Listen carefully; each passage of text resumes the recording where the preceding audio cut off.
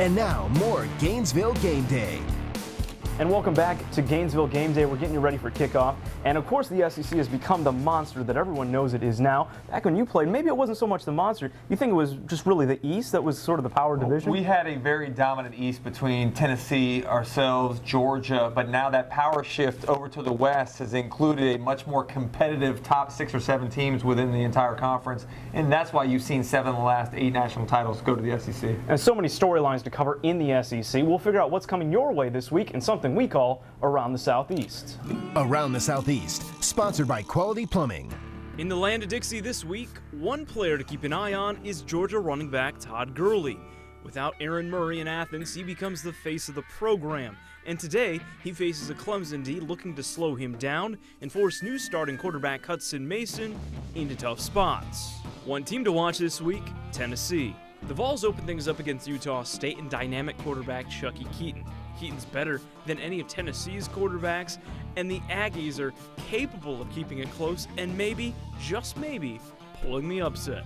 And one number to know this week, the number 10. That's the number of new starting quarterbacks within the conference. Some are spot starters like Auburn's Jeremy Johnson, who return to the bench next week. Others, like Georgia's Hudson Mason, have waited their turn on the bench and now get their chance to shine.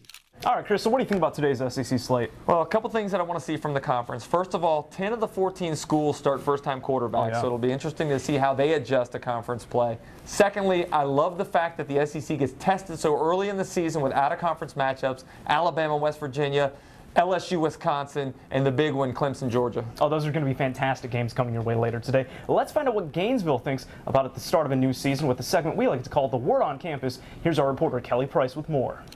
The Word on Campus, sponsored by Blue Highway, a pizzeria. Hey guys, I'm Kelly Price. Another season of Gator football is upon us, and for this week's Word on Campus, I wanted to talk to some fans about their expectations for the upcoming season. What are you most excited for this season? Just like the hype and all the fans getting really excited and seeing how like all the school spirit and everything affects everyone, so I'm excited for that. We didn't do so well last year, but I find myself to be pretty optimistic Florida football fan, and I think we got a good team, and I think the guys are going to rally behind the season we had last year, and I think we're going to get an 8 or more win season. Is there anything specifically that you're looking forward to seeing? The new offense, anything on defense? Forward to see Driscoll come back. I think he's going to have a good year because he did really well before he got injured. Jeff Driscoll, since he was out all last year, I think it'll be interesting to see how he can rebound and lead the team. You know, he's got a lot of hype coming in, you know, because he was a big recruit out of high school and he hasn't done much so far. So I'm hoping he has a good year. And that's this week's Word on Campus. For Gainesville Game Day, I'm Kelly Price. Back to you guys.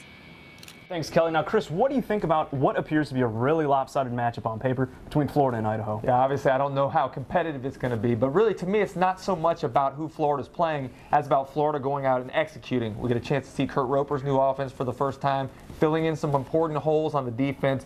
Some special teams guys, we've got to see who's going to be the place kicker this year and how well they perform in the stadium. So to me, it's really about going out and doing what Florida needs to do and not so much who's lined up on the other sideline. And now when you were as a player at Florida, is that sort of the same mentality that you had, that, you know, when you had some of these lesser opponents coming in, you just had to bring your game face regardless? It is. As much as I talked about how nice it is to have those early matchups against out-of-conference teams like the Alabama, West Virginia games, as a player, I like the acclimation of getting able to play somebody that maybe is not as competitive as what you'll see as you get into the conference slate, to really get an idea of how good your team is, how good some of those players that haven't got a lot of reps before will acclimate to being starters now.